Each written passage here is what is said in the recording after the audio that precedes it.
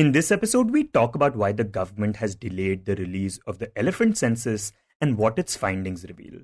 We also talk about why tomato prices have once again skyrocketed to 100 rupees per kg. But first, we talk about the legacy of Ratan Tata. Hi, I'm Shashank Bhargava, and you're listening to Three Things, the Indian Express news show. On Wednesday night, Ratan Tata, the former chairman of Tata Sons and one of India's most respected business leaders, passed away at the age of 86. He had been admitted to the Breach Candy Hospital due to age-related health issues and was undergoing treatment there. After the news broke, people across the country, from actors and politicians to business leaders and ordinary citizens, expressed deep sorrow over his passing. His last rites were performed with full state honours yesterday, marking an end of an era for Indian industry. To discuss his legacy and what set him apart from his contemporaries, we are joined by Girish Kuber, editor of Loksatta and the author of The Tatas, How a Family Built a Business and a Nation. Girish, for those who might not know a lot about him, especially those under the age of 30, what would you tell them about the man, Ratan Tata?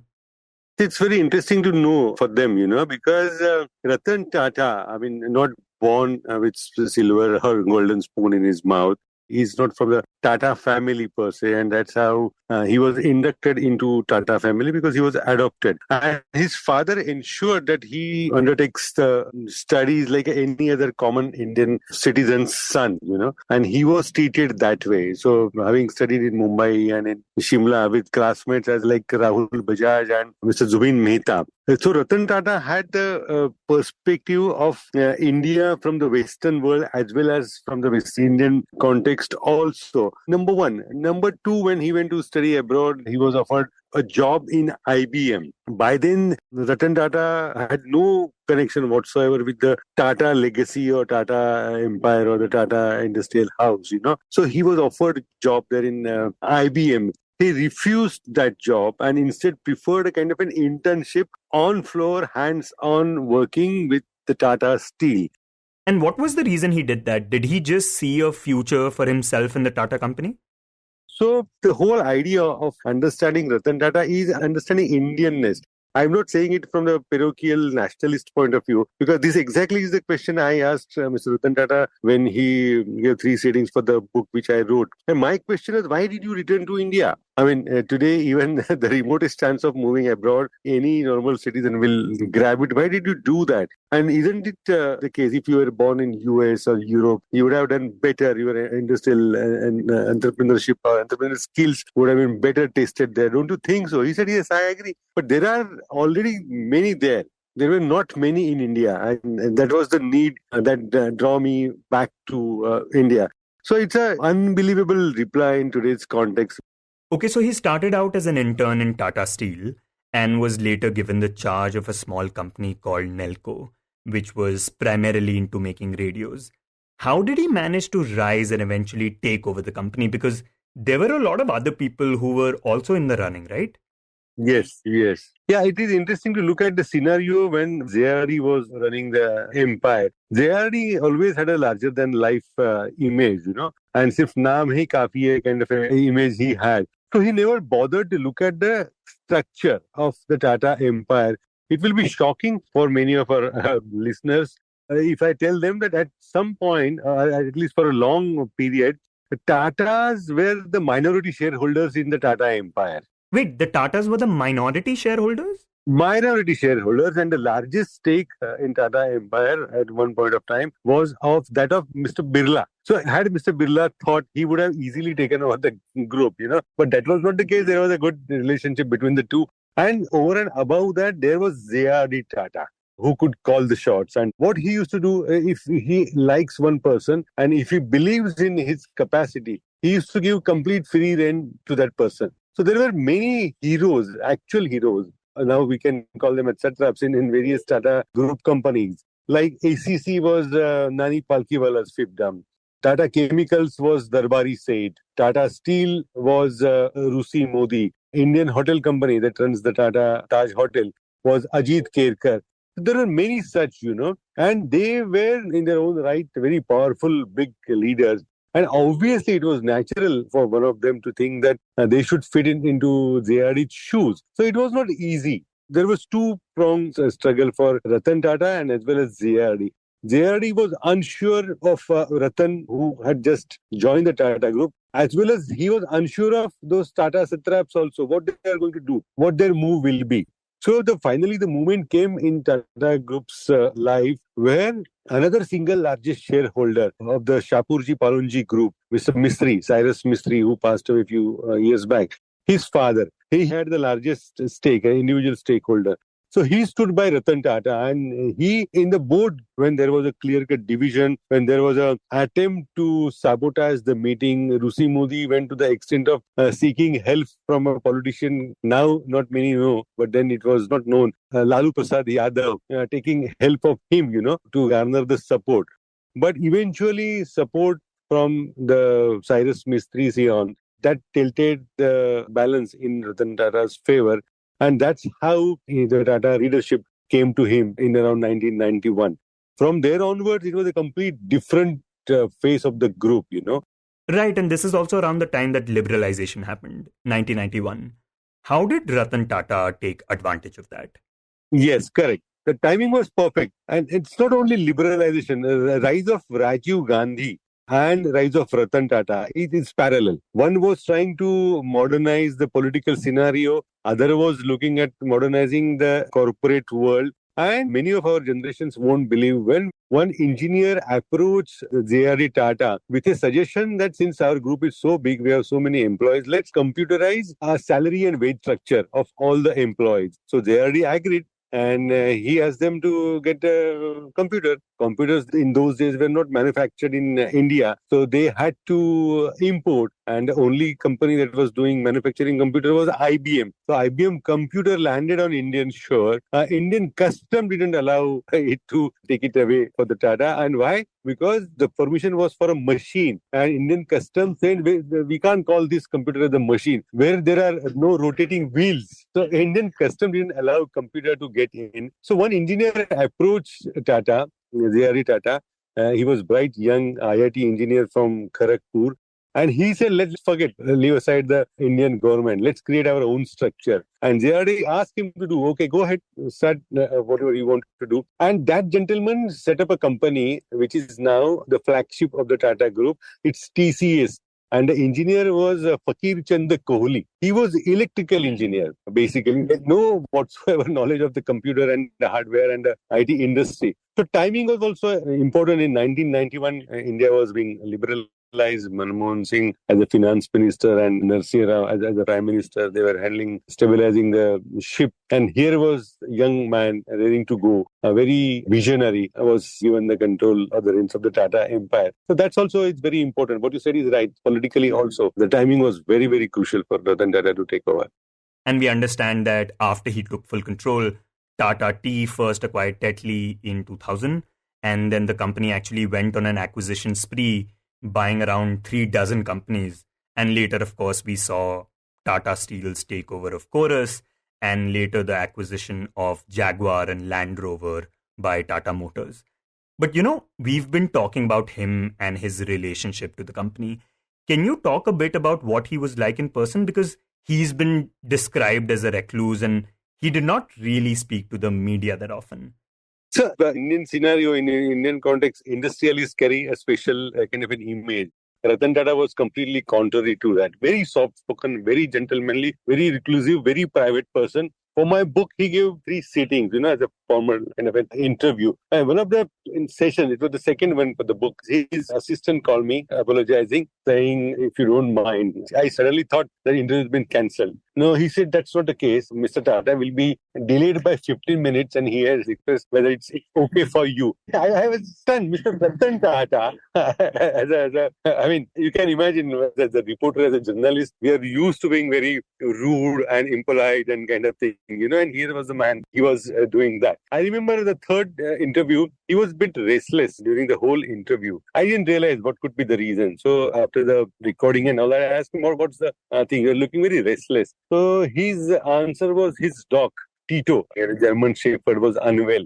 And just after the interview, he was to leave for Singapore, directly to the airport. So he wasn't sure, how the dog will feel and all that. So I didn't ask him. It would have been very important to ask him, what is the reason we're going to Singapore? Why don't you cancel that? Something of that sort.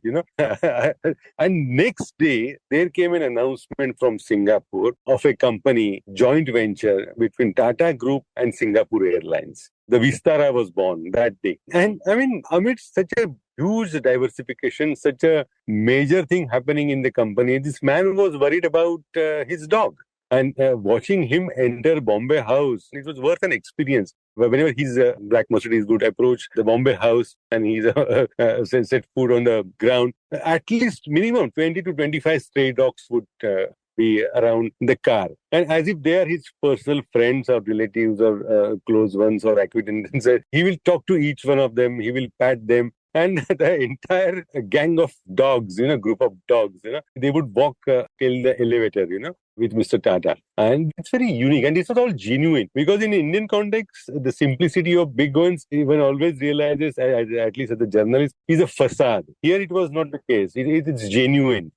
And the other thing is that Ratan Tata was considered one of the biggest philanthropists in the country. He was invested in the field of healthcare, education, drinking water. How important was philanthropy for him?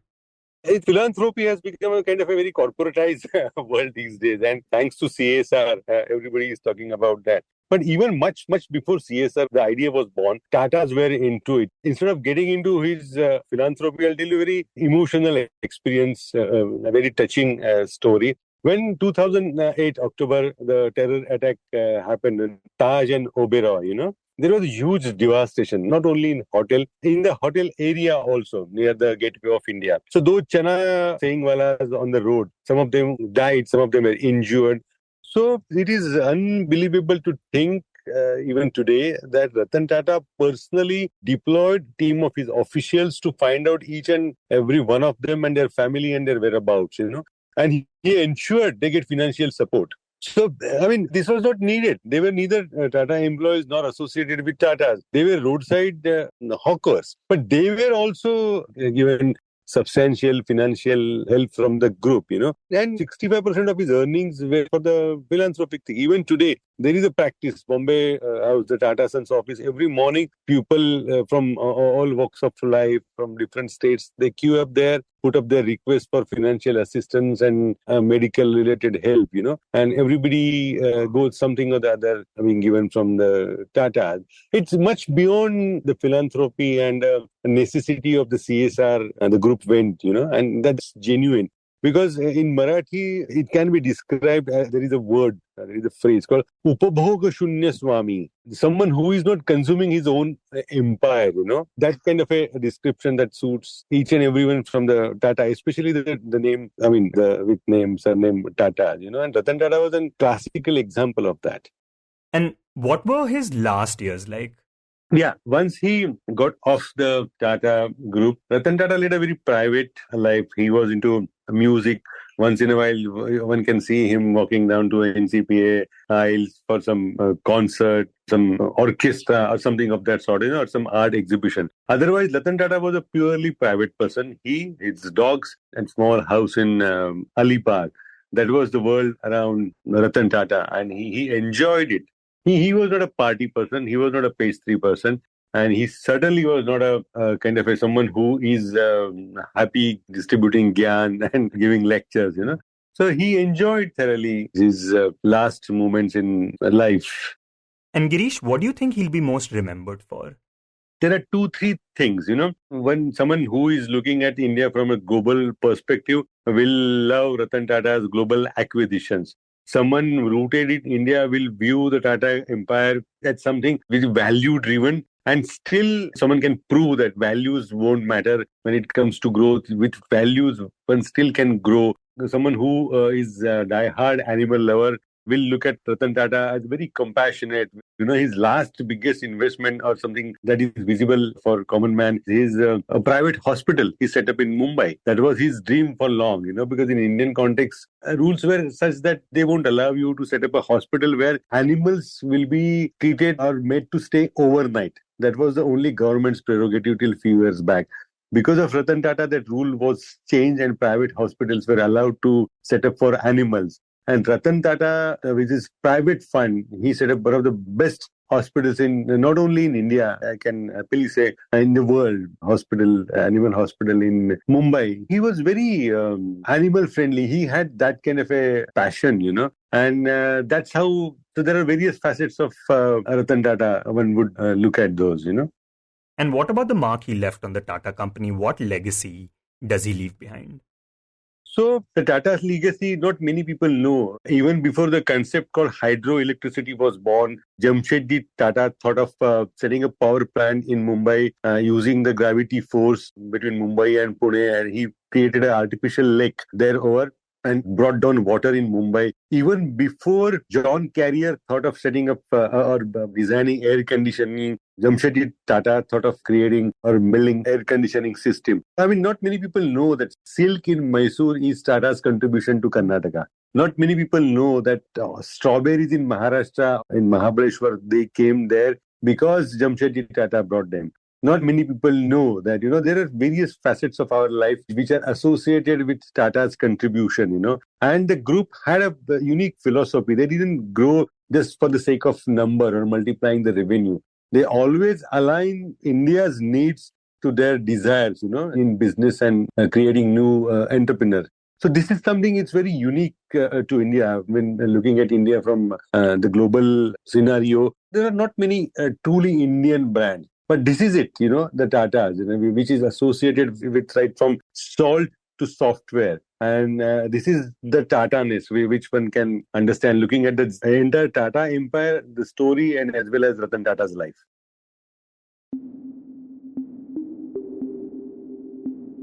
And next we talk about elephants. Every 5 years, the Wildlife Institute of India, an autonomous body under the Environment Ministry, conducts the elephant census. But despite having conducted the census this time and even having printed the latest report, the ministry will not release it till at least June 2025. The reason cited by the ministry is that there has been a delay in census taking in the Northeast. Now, the Indian Express reviewed the data from this report and found that there has been a sharp drop in the elephant population from 5 years ago. And in fact, in certain areas, this drop is as high as 40%. The Indian Express's Jay Mazoomdaar, who accessed this report, joins us to talk about its findings and why the delay in its release raises concerns. Jay, tell us what the findings of this report reveal and where is the decline in elephant numbers most prominent? So this report has the data for 4 regions. One is the southern landscape, which is primarily the Western Ghats. And then we have data for the east central landscape, which is, if we visualize the heart of India from the western part of West Bengal, that is, and then Jharkhand, Orissa, then we come to parts of Chhattisgarh and Madhya Pradesh. So that's one landscape. And then we have data from the northern landscape, that's the foothills of Himalayas, so Uttarakhand, parts of UP, and a bit of Bihar. So for these 3 landscapes, there we have sense of stability only for the northern population. That is the elephants in Uttarakhand, where they have some good habitats like Corbett National Park, Rajaji National Park, and then some parts of Uttar Pradesh. So this population, which is considered one population because elephants, they walk long distances, they seasonally migrate. So this population shows stability because over 5 years since 2017, the drop in count is just 2%, which is negligible for such a population. So in absolute numbers, we had about 2,100 elephants here. So now we have 2,060. So it's pretty much stable. And what about the other areas like the southern states, for example? We know that they account for a significant number of elephants. You mentioned in your report that in Tamil Nadu, Karnataka and Kerala, there have been about 10 to 12,000 elephants.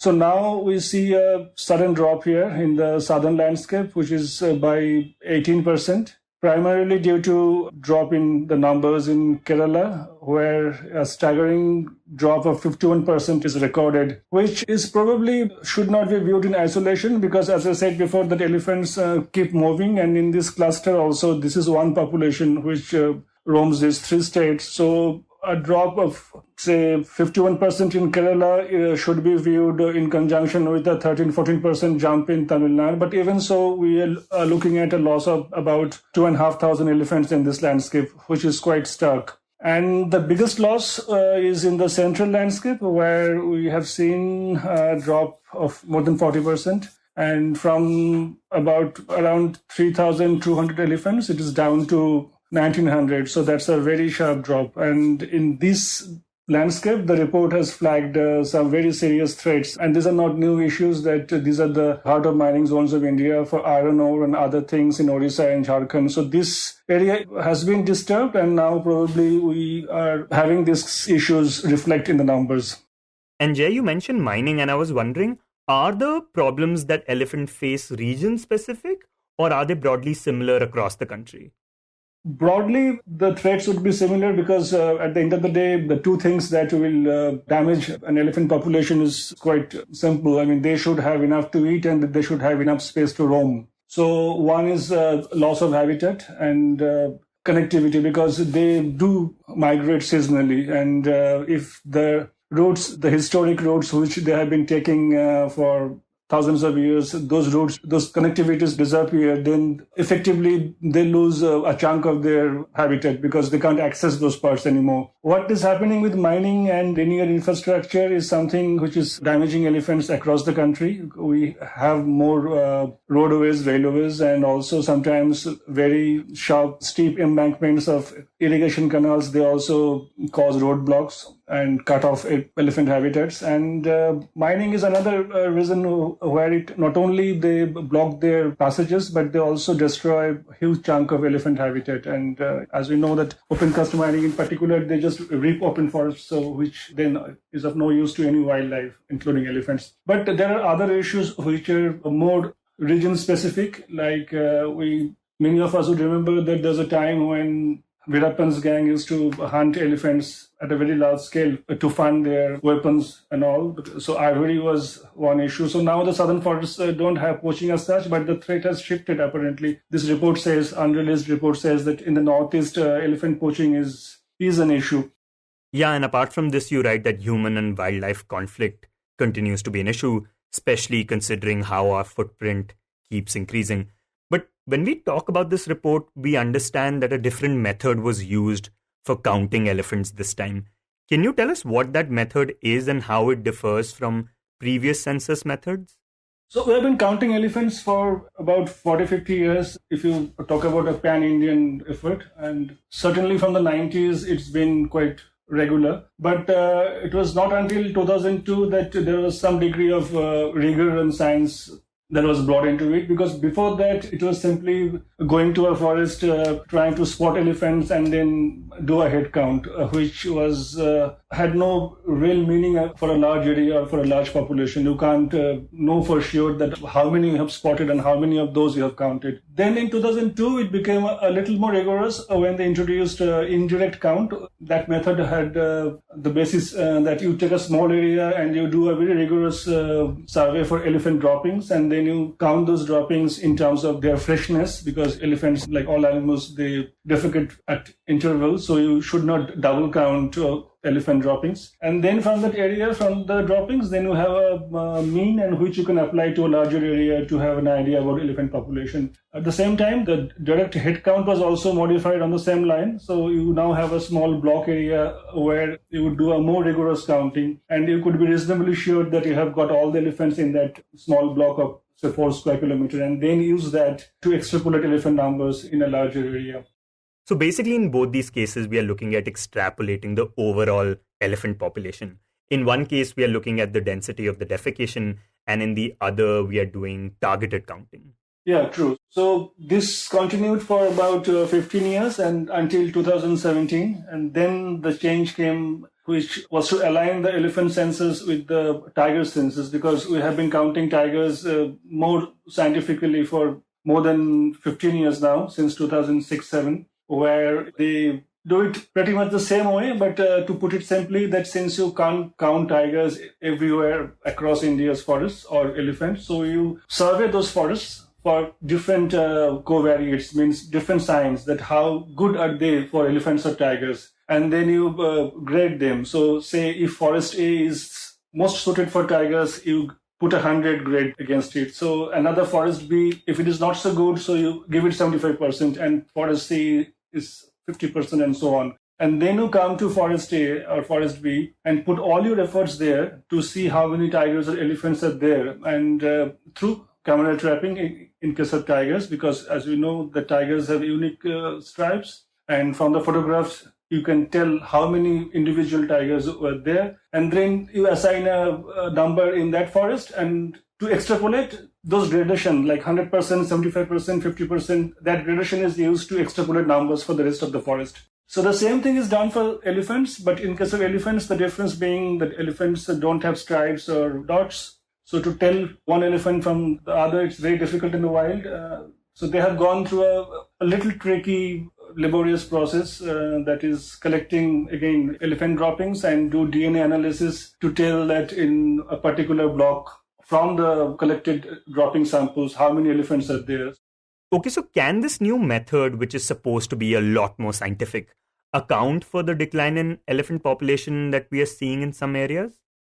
It could, because in this method, one can say finally that if this is adopted homogeneously across the country, then the quality of data from across the country would be equally good or equally bad or equally dependable, whichever way you look at it. But earlier, the methods were a lot more subjective, so there could be room for human error, etc. But to blame this shift in method for this drop in numbers alone or automatically would not be wise, because even going by the new methods, the numbers in, as I said, in the northern landscape, that Uttarakhand, Uttar Pradesh, the numbers are the same. So we do have a sense of stability between the two methods as well. And secondly, the report which we have reviewed says that as recently as in 2023, in the southern states of Karnataka, Tamil Nadu and Kerala, the old methods of block counting and down counting was used. And then this genetic DNA testing, this mark recapture was used, and the results were compatible. The term they used, that the findings were corroborated by the genetic count. So it is not that this could be partially responsible in some areas in the country for the shift in numbers, but to blame it entirely on the new method and not to look into it more deeply to identify the threats would not be wise. Now it seems, and this is something your sources also tell you, that because the numbers in these reports weren't great, the government has decided to delay the report. And it's also waiting to see what the numbers in the Northeast reveal. But tell us, what do experts have to say about this move, about the government holding back the report? The general view that we have is that, this is a very hard-earned data, because it takes a lot to survey forests and then take samples from there, take it to a lab and then do DNA analysis. And this data, it took time, it took effort, it took resources, money, the taxpayers' money. So when you have such data, and it should not be held back, because it can inform policies, it can guide policies. Because in any case, the data comes usually a year or two late, because 2017 census also was released in 2018, and now this data, which was due in 2022, we're already in 2024. So to delay it further until 25, but by the time the ground situation may change further. Not me, it will surely change in those 3 years' time. So then this gap between data and ground reality, as it increases, then the data's efficacy slides. So it is not wise to hold back data for some other data to come in. And by the time, particularly in the areas where the elephant is showing a drop in numbers, in Orissa, Jharkhand, particularly Kerala, there these numbers should have helped by now, should have helped already in tweaking policies. So in that sense, the experts are not at all happy that these numbers are being held back.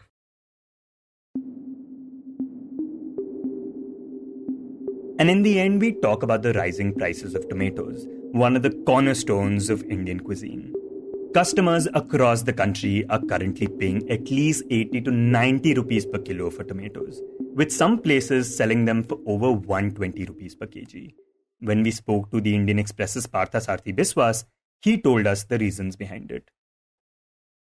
This rise in price in tomatoes is entirely not unexpected. This can be attributed to two main things. One is lesser than expected sowing, and secondly, the heavy rains which happened towards the end of September. Now, tomato normally is planted over almost around a little over 2.8, 2.9 lakh hectares across the country. Major states are Maharashtra, Telangana, Andhra Pradesh, Karnataka, and these parts. And these are the states which feed the entire country. This year, there has been a lesser than expected sowing, mainly a couple of reasons. One of them is that last year the prices had crashed, and that's why farmers have shifted to crops like maize. Maize is a shorter crop, and thanks to the push for ethanol, maize has become an alternate feedstock for ethanol producing mills. So farmers are getting good prices, so they went for maize. Plus, he says that last year and the year before that, there were also issues of bacterial attack.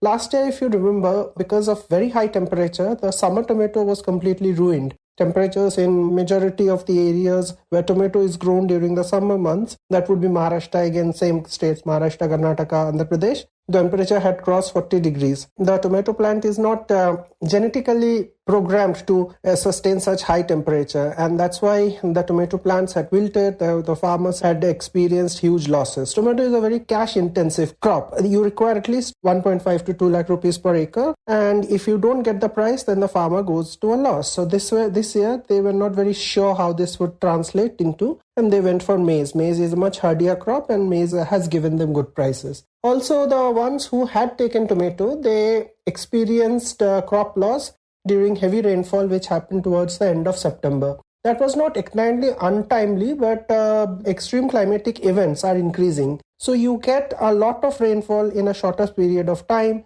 That's why the crops cannot stand that. There is flooding, and there is rotting of the roots, and there is complaints of fruit drop. So that's the reason why supply has been hit, and that is the reason why prices have gone up.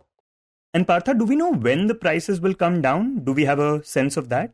Well, the good news is that the prices will come down, but the bad news is that prices are not coming down anytime soon. Now, a new crop is expected only in next year, because that would be the time when the Rabi tomato, the summer tomato, would be transplanted, and that process would start somewhere in February, and tomato is a 120 to 160 days crop, so it will come towards April, May, March. If some farmers take tomatoes, say in December or November, then we can expect a new crop somewhere in Jan, Feb. But immediately, that is for the next 1 month or so, we would not see any price correction. We do not see any new crop coming into the market, so chances of any price reduction are slim.